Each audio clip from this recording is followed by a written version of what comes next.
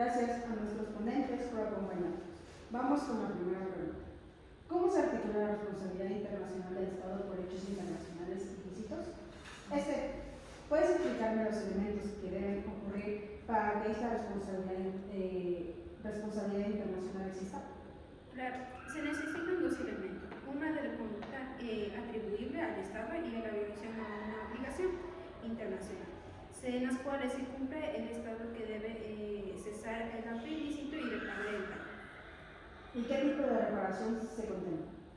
Puede ser de restitución, indemnización o satisfacción, dependiendo del caso. Por ejemplo, en el caso de Nancy Cobo, en la que la Corte Internacional de Justicia resaltó la obligación de cooperación entre el Estado y la reparación.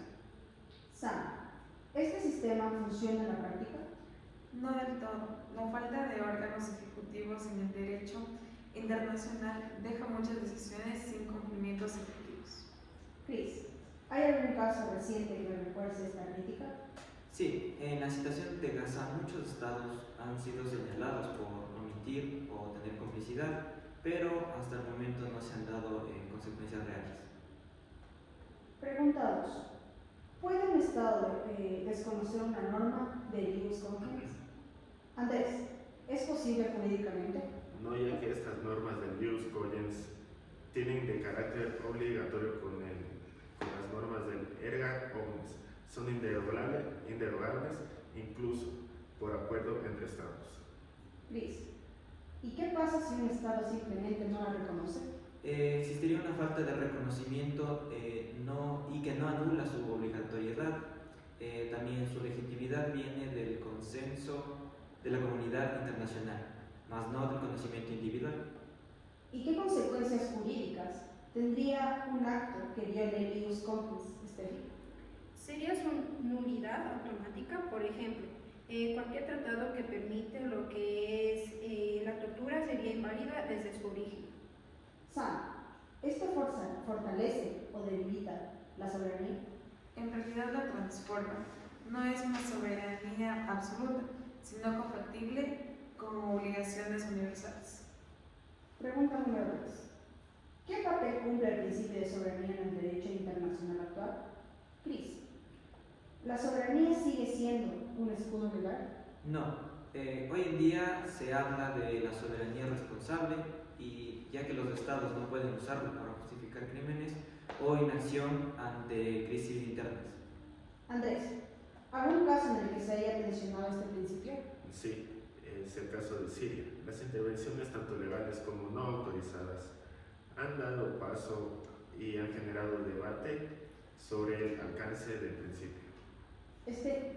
La ONU, ¿cómo ha manejado estos dilemas?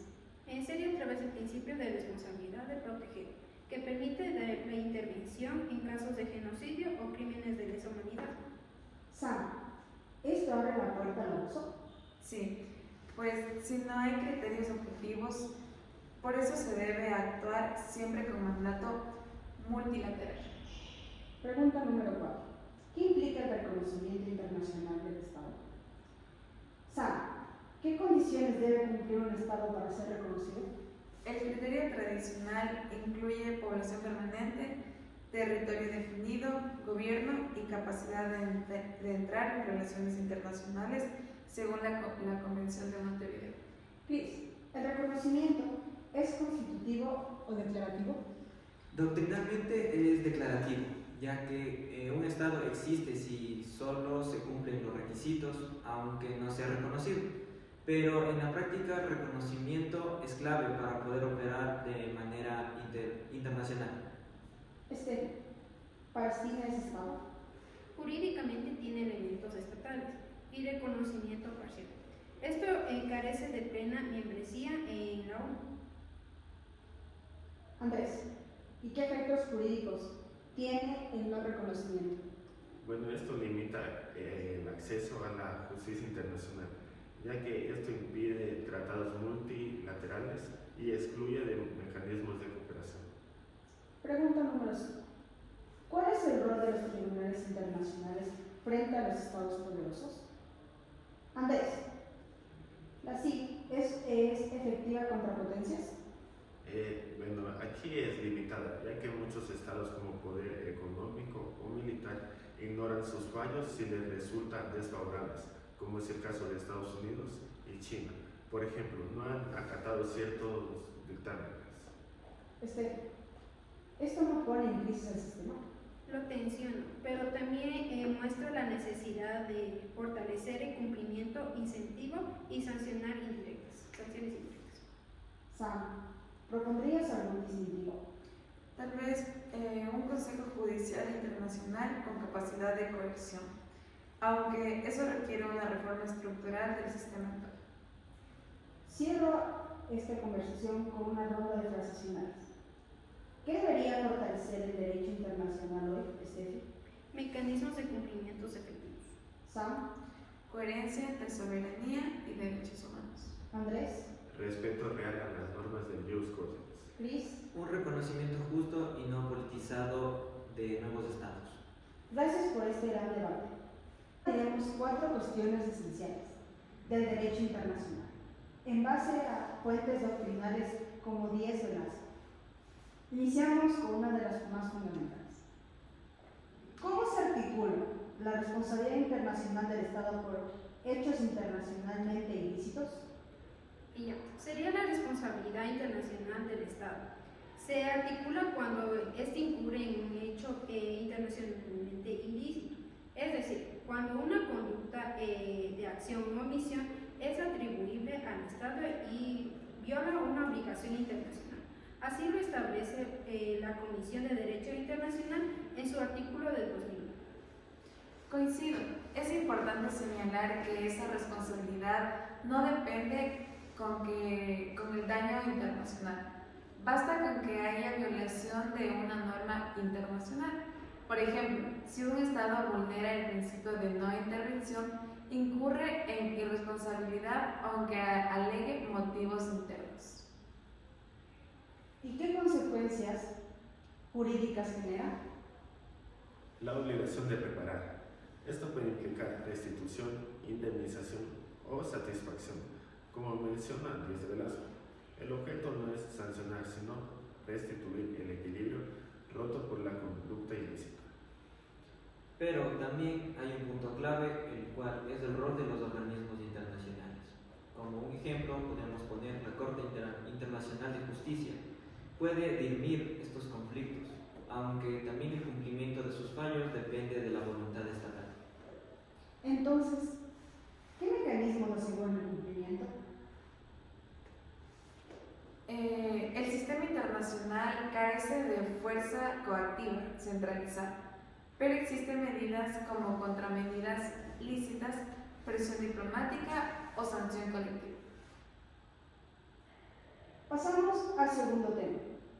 ¿Qué papel cumple el principio de soberanía en el derecho internacional contemporáneo? Bueno, aquí la soberanía sigue siendo un principio estructural, pero no ha evolucionado. Ya no implica autonomía absoluta, sino responsabilidad. Como dice Díaz de Velasco, los estados soberanos no están por encima del derecho internacional, sino que actúan dentro de un marco normativo común. Exacto. Hoy hablamos de soberanía responsable. Otro ejemplo que podremos poner sería tener en cuenta el principio de no intervención coexistente, que tengan obligaciones de protección, como puede ser el deber de prevenir genocidios o crímenes de guerra. ¿Esto qué implica una limitación legítima? Sería que la soberanía no puede usarse como excusa para violar normas imperativas como el respeto a los derechos humanos, ya que la ONU mantiene el principio de responsabilidad de proteger y ha definido el alcance de soberanía ante crisis graves. Claro, pero sin embargo, esta resolución debe aplicarse con cautela para evitar abusos de poder por parte del Estado. La soberanía sigue siendo defensa frente a injerencias ilegítimas. Esto nos lleva a una cuestión crítica. ¿Cómo puede un Estado desconocer una norma de ius cogens? Serían las normas de ius cogens, son imperativas y establece la Convención de Viena sobre los derechos de los tratados y ni siquiera el consentimiento de los estados puede derogarlas. Y también, y su violación genera nulidad de pleno de derecho. Por ejemplo, cualquier tratado que legalice la tortura o la esclavitud es automáticamente inválido. Aunque algunos estados pretendan ignorarlas por razones políticas o culturales, jurídicamente no pueden sustentarse. Estas normas expresan valores universales. Sam, ¿eso no menciona el consentimiento estatal? Claro que sí, pero en el derecho internacional moderno ya no es solo consensual.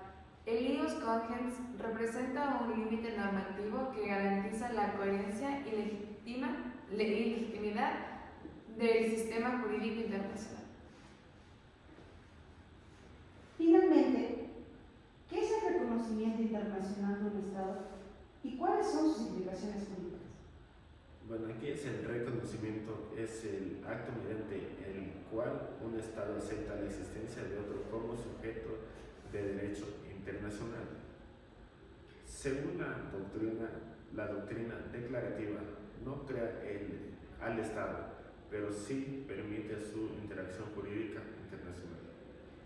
Es decir, si un ente cumple con los criterios de Montevideo, la población, territorio, gobierno y capacidad de relaciones exteriores, ya es un Estado.